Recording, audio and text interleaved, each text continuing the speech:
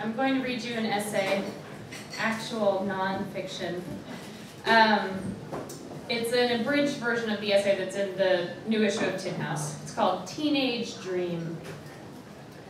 A few years ago, God gave me a birthday present. Joey McIntyre was coming to Madison, Wisconsin 4 days before my 27th birthday. It just gets better. My boyfriend and I bought tickets the day they went on sale, and when I looked at the stubs in my hand, I saw that we had just purchased numbers 1 and 2. At the height of their popularity, Joey McIntyre and his bandmates from the New Kids on the Block sold millions of records and played sold-out concerts around the globe, and I had the cheesy merchandise to show for it. I had NKOTB bed sheets, 2 sets of dolls, 1 each in concert outfits and streetwear, life-size cardboard cutouts, posters, trading cards, earrings, buttons, novelizations, comic books, a coffee table-sized collection of photographs, and a fanny pack. I was a blockhead. It wasn't that I thought they'd made perfect music. Some of the kids had better voices than others, let's be honest. But my Joey, he was good. During the band's golden years, Joey hadn't yet gone through puberty, and the high, clear tone of his voice was as beautiful as a choir of angels, if the angels happened to be from the Boston suburbs. When I was 8 years old and at the height of my devotion, the band appeared in the Macy's Thanksgiving Day Parade, riding down the street on a float shaped like a red delicious apple. There are 2 photographs of me taken that day. The first is a blurry shot of the side of my face, my mouth hanging open in disbelief as I see Joey for the first time. I am unaware of the photographer, my mother, no doubt, or of anyone else near me, which must include everyone else in New York City. Seeing Joey live in tender human flesh completely took my breath away, and I looked like Saint Teresa pierced by Joey's falsetto. Before the show in Madison, I was consumed with anxiety. My best friend sent me heart-shaped New Kids on the Block earrings for my birthday, and I was wearing them, which made me feel both loyal and a little bit guilty. I didn't want Joey to think I was one of those girls who only loved him for his past. I was there for contemporary Joey, Joey 2007, whose tour blog declared that his self-released record was made up of jazz standards. There was a line outside the Orpheum stage door when we arrived. I am not used to being the thinnest person in the room, but Joey's fans seemed to have increased in size, if not number. My boyfriend gave nods to the few other gentlemen who had escorted their ladies and then tried his best to blend into the side of the building. My fellow fans were, on the whole, female, white, and hovering somewhere in their 30s. Each one had a camera in her lap and drummed her fingers nervously. I snagged 2 seats in the front row while Mike went to the bathroom. My roughhead count clocked 80 people. The room fit 300. When I was in elementary school, at the apex of my devotion, I was one of only a small handful of devotees among my classmates. It was neither cool nor uncool to love the New Kids. It was just my thing. Now I found myself in a room packed with heavy, suburban-looking women wearing flowery tunic tops and too much hairspray, women I would normally think that I didn't have very much in common with. We shared something so deep and profound that I wanted to throw my arms around each of them, which, after all, wouldn't have taken more than about 15 minutes. I struck up conversations with everyone I made eye contact with, and we were all buzzing with excitement. Finally, a sisterhood. Mike came back looking stricken. "What happened?" I asked him. "There were 2 girls in the bathroom," he said. And one of them said, "I don't care if we have to double team him. I'm not leaving here without getting some." The house band, keyboards, drums, guitars, and upright bass, came on stage first. Joey then trotted out with a smile, treating the stage as though it were larger than 10 feet by 6 feet. He was dressed in a narrow black suit, complete with vest, and a matching fedora stylishly askew. We swooned. Joey started the show with a Nat King Cole song. He danced around the stage, snapping his fingers and using the mic stand as a dance partner. The applause, much to my surprise, was tepid. This did not escape Joey's attention. Google Nat King Cole, he told us.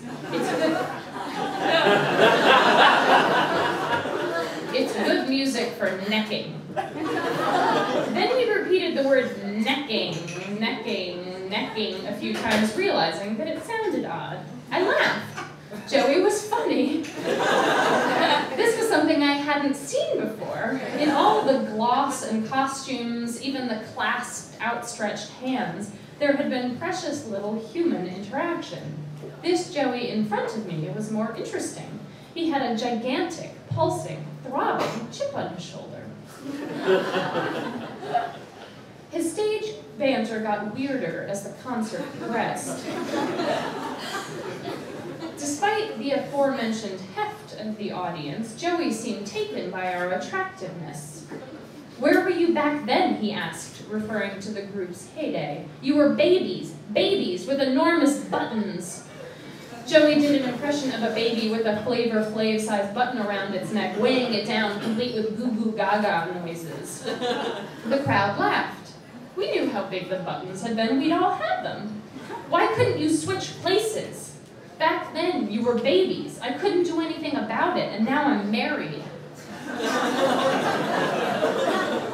Marriage seemed to be a touchy issue for Joey. Before playing My Funny Valentine, he launched into the murky waters of extramarital temptations. "It's okay to look," he said. "You can get right up to the point, right up to the point." Here he used his hands to show his two palms almost touching. "As long as nothing happens, it's not a sin." We all knew Joey was raised Catholic, the youngest of 9 children. We all understood where he was coming from. According to Wikipedia, Joey was the first person on the MTV show Cribs to enter his bedroom and say, "This is where the magic happens." During the ballads, women would shyly get up from their seats and walk in pairs down the aisles in order to get a better picture. While most of the women were in dressy tops and jeans, one woman wore a 1940-style dress and danced in the aisle. Joey clearly liked her best. Every time someone took a picture, Joey would turn his face toward the camera without actually acknowledging the photo being taken. This seemed all well and good until Joey did the inevitable and sang "Please Don't Go Girl," the song that launched a million first crushes, not to mention the song that I lip-synced at my 10th birthday party. Women gasped, then shrieked, then tried not to sing along at full volume. I took a 30-second video with my camera swaying in time to the music. The high notes weren't as high, but the song seemed more plausible now, more authentic. Joey could have been singing to an actual person. He could have written the song himself.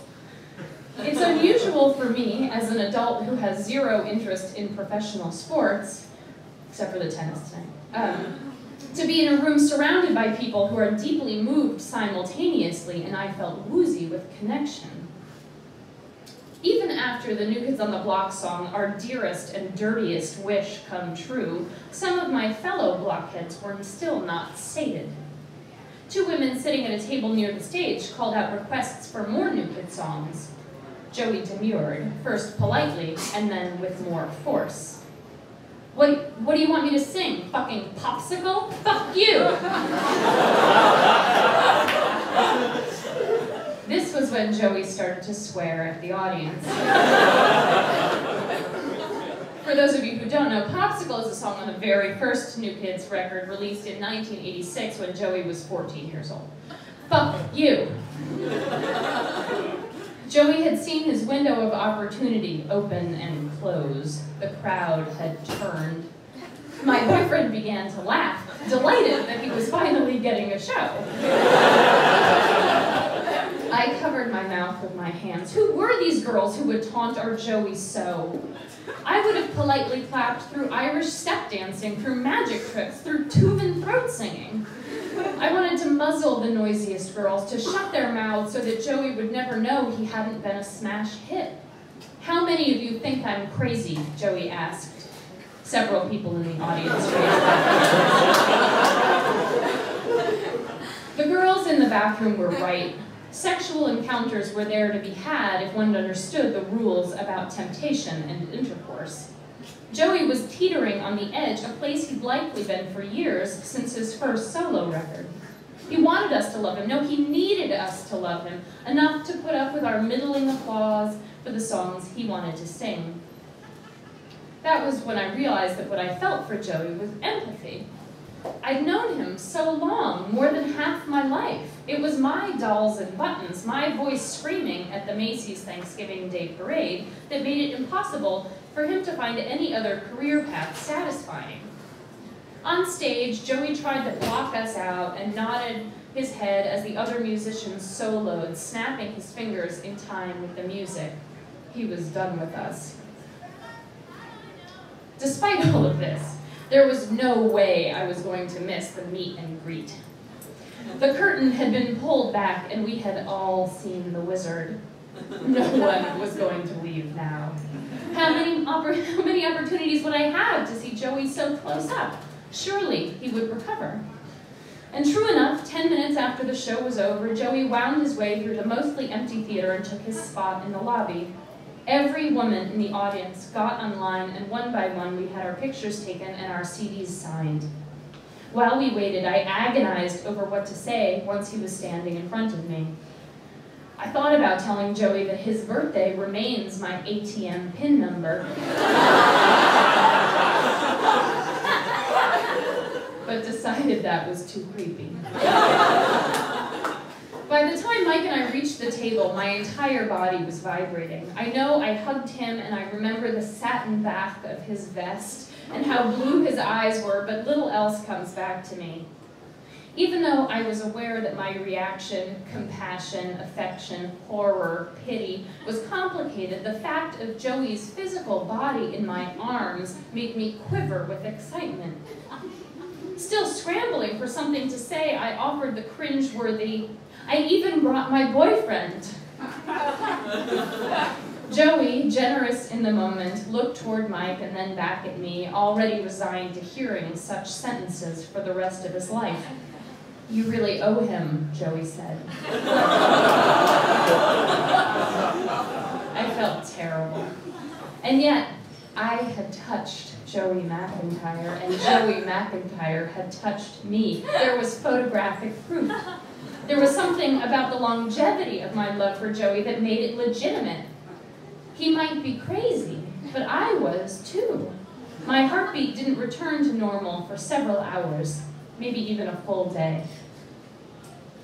Almost exactly a year after the concert in Madison, Joey and the rest of the New Kids appeared on the Today Show, officially announcing their reunion. The segment begins with Meredith Vieira and Natalie Morales standing outside the studio in the dripping rain.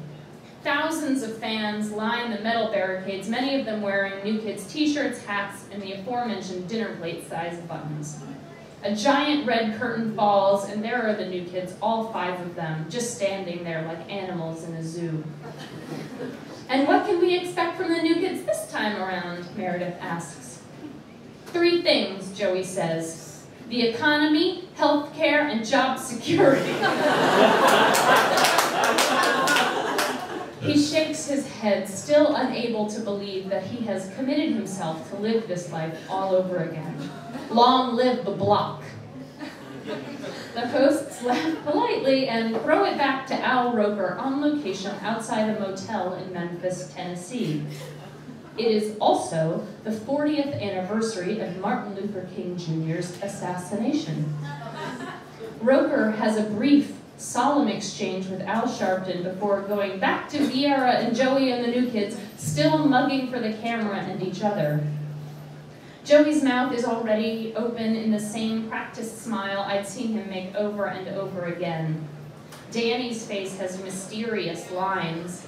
Donnie's hairline is a memory. Jordan smiles dumbly and wanders slightly out of the frame. Did Joey really have to share a dressing room with Jordan Knight again? Some fates did seem more cruel than obscurity. The crowd, as zealous as ever, doesn't flinch. It can't be a coincidence that the reunion came soon after the concert I saw. In my imagination, it was that one night that broke the camel's back. Joey had seen the alternative route, the small crowds and tepid cheers, and he had made a choice. His was not going to be the life of an artist with room for growth and change over time. Joey's life was going to be static, frozen in place. The money would be better, but I was sure that wasn't the issue. The decision that Joey had made was simple. It was better to be adored, no matter the cost. Thank you.